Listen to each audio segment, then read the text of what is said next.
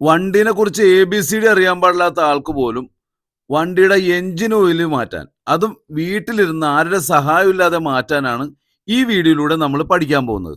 എനിക്ക് നല്ലൊരു പണി കിട്ടി ഈ സ്കൂട്ടർ ഓയിൽ ചേഞ്ച് ചെയ്യാതിരുന്നിട്ട്. ഈ വണ്ടിയുടെ എഞ്ചിന് പണി കിട്ടി, ഓട്ടത്തിൽ നിന്നുപോയി. അപ്പം പിന്നെ വർക്ക്ഷോപ്പിൽ കാണിച്ചപ്പോൾ ഇതിൻ്റെ സിലിണ്ടർ പിസ്റ്റനൊക്കെ മാറേണ്ടി വന്നു. അങ്ങനെ 10,000 രൂപയിലധികം ചിലവായി. ജൂപ്പിറ്ററിൻ്റെ ഒരു വണ്ടിയാണ് നമ്മൾ ഇന്ന് ഓയിൽ ചേഞ്ച് ചെയ്യാനായിട്ട് എടുത്തിട്ടുള്ളത്. വണ്ടിയുടെ വലതുവശത്തായിട്ട് പുകക്കോഴിലുണ്ടല്ലോ, നമ്മുടെ സൈലൻസറിൻ്റെ മുകൾ ഭാഗത്തായിട്ടാണ് നമ്മൾ ഓയിൽ ചേഞ്ച് ചെയ്ത് ഒഴിച്ചു കൊടുക്കേണ്ട ഭാഗമുള്ളത്. ഇതിലൂടെ തന്നെയാണ് ഓയിൽ ലെവൽ നോക്കുന്നതും ഒക്കെ ഉള്ളത്. ഇതിൻ്റെ നേരെ അടിയിൽ തൊട്ടടിഭാഗത്തായിട്ടാണ് നമ്മൾ ഓയിൽ ചേഞ്ച് ചെയ്യാൻ പോകുന്ന ഡ്രെയിൻ ഓയിൽ വരുന്ന ആ ഭാഗമുള്ളത്. ഇവിടെയാണ് ഇത് അഴിക്കുമ്പോഴാണ് നമ്മൾ ഓയിലെല്ലാം പുറത്തേക്ക് വരുന്നത്. ഇതിനായിട്ട് ആവശ്യമുള്ളത് ഒരു റിംഗ് സ്പാനറാണ് 16-17. ജൂപ്പിറ്ററിന് ആവശ്യമുള്ളത് 16 റിംഗ് സ്പാനറാണ്. ഇത് ഭാരത് പെട്രോളിയത്തിൻ്റെ പമ്പിൽ നിന്ന് വാങ്ങിച്ച ഒരു ഓയിലാണ്. ഇത് അവരോട് പറഞ്ഞാൽ മതി. ഈ വണ്ടി കൊണ്ടുപോയി കാണിച്ചിട്ട് ഞാൻ പറഞ്ഞു എനിക്കിതൊരു ഓയിൽ വേണമെന്ന് പറഞ്ഞു. അങ്ങനെ അവർ തന്നതാണ് കേട്ടോ ഈ ഓയിൽ. 16 റിംഗ് സ്പാനറാണ് ഉപയോഗിക്കണമെന്ന് ഞാൻ പറഞ്ഞല്ല. അതാണ് പതിയെ നമ്മൾ ഇത് അഴിച്ചെടുക്കേണ്ടത്. അതിനു മുമ്പ് നമ്മൾ എന്ത് ചെയ്യണമെന്ന് വെച്ച് കഴിഞ്ഞാൽ സെൻട്രൽ സ്റ്റാൻഡിലാണ് വണ്ടി വെക്കേണ്ടത്. സെൻട്രൽ സ്റ്റാൻഡിൽ വണ്ടി വെക്കൽ നിർബന്ധമായിട്ടുള്ള ഒരു കാര്യമാണ്. കാരണം അത് സ്വല്പം ചരിച്ചൊക്കെ കൊടുത്ത് ഓയിൽ മാറ്റാനുള്ളതാണ്. അതിനുശേഷം നമ്മൾ ഓയിൽ ചേഞ്ച് ചെയ്യുന്ന ഭാഗത്ത് ഓയിൽ ഒഴിച്ചു കൊടുക്കുന്ന ഭാഗം പ്ലെയർ ഉപയോഗിച്ച് ആ നോബ് ചെറുതായിട്ട് ഒന്ന് ബലം പ്രയോഗിച്ചിട്ട് അത് അഴിച്ചെടുക്കണം. വളരെ പെട്ടെന്ന് അഴിച്ചെടുക്കാൻ പറ്റും. ഈ ഭാഗം നമ്മൾ ഇടയ്ക്കിടയ്ക്ക് ഇങ്ങനെ അഴിച്ചെടുത്ത് ഓയിൽ ലെവലുണ്ടോ എന്ന് ചെക്ക് ചെയ്യുന്നത് നല്ലതാണ്. ചെക്ക് ചെയ്യുമ്പോൾ ലെവലില്ലാത്ത ഓയിൽ, കുറവുള്ള ഓയിൽ നമ്മൾ ഒഴിച്ചു കൊടുക്കുന്നതും വളരെ നല്ലതാണ്.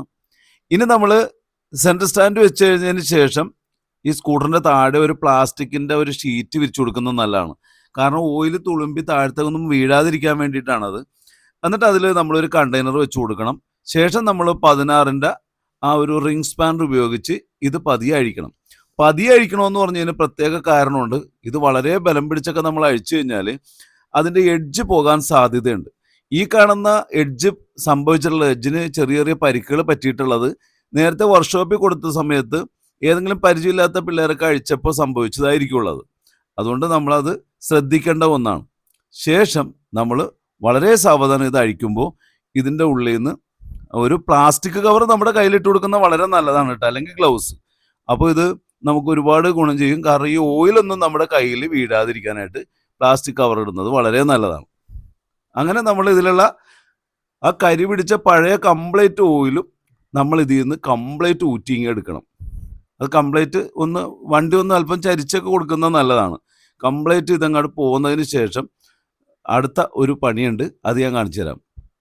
ഒരു കാര്യം ശ്രദ്ധിക്കേണ്ടത്, വണ്ടി ഓടി വന്ന് അരമണിക്കൂറൊക്കെ വെയിറ്റ് ചെയ്തതിന് ശേഷം എൻജിൻ തണുത്തതിന് ശേഷം മാത്രമാണ് നമ്മൾ ഈ എൻജിൻ ഓയിൽ മാറ്റുന്ന പ്രക്രിയ ചെയ്യാൻ പാടുള്ളൂ.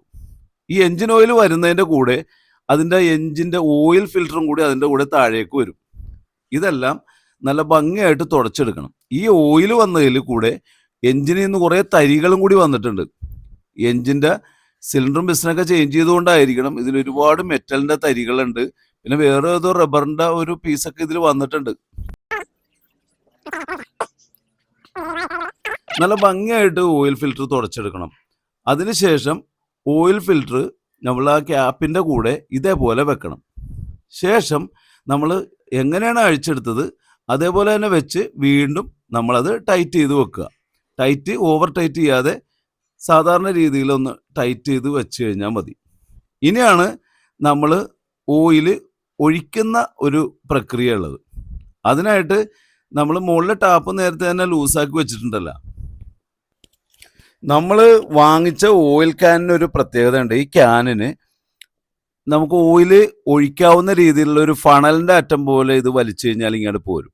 അങ്ങനെയുള്ളൊരു ക്യാനാണ് നമ്മൾ വാങ്ങിച്ചിട്ടുള്ളത്. അത് നമ്മൾ പറഞ്ഞു കഴിഞ്ഞാൽ ഇതേ ടൈപ്പുള്ള ക്യാനാണ് നമുക്ക് തരുള്ളൂ. അപ്പോൾ നമുക്ക് ഒട്ടും ബുദ്ധിമുട്ടാതെ തന്നെ ഇതിൻ്റെ ഉള്ളിലേക്ക് ഒരു ഫണലിൻ്റെ അറ്റം പോലെയുള്ള ഒരു കുനിയലിൻ്റെ അറ്റം പോലെയുള്ള ഒരു ക്യാനാണ് നമുക്ക് കിട്ടുന്നത്. ഇതേപോലെ ഇരിക്കും അത് വലിച്ചു കഴിഞ്ഞാൽ.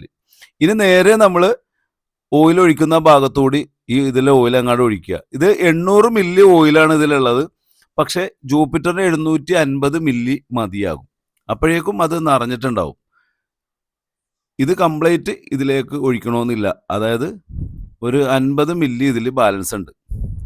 ഇനി നമ്മളിത് പഴയതുപോലെ തന്നെ ഒന്ന് ടൈറ്റ് ചെയ്ത് മൂടി വെക്കുക. ഓവർ ടൈറ്റ് ചെയ്യണമെന്നില്ല, പഴയതുപോലെ തന്നെ നമ്മളിതൊന്ന് മൂടി വെക്കുക.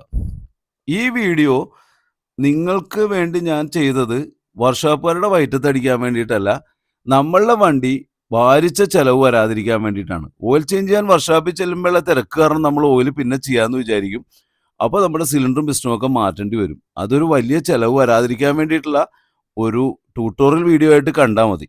നിങ്ങൾക്ക് ഈ വീഡിയോ ഇഷ്ടപ്പെട്ടു എങ്കിൽ ഒന്ന് ലൈക്ക് ചെയ്യുകയും അതുപോലെ ഒന്ന് ഫോളോ ചെയ്യുകയും ചെയ്യണേ.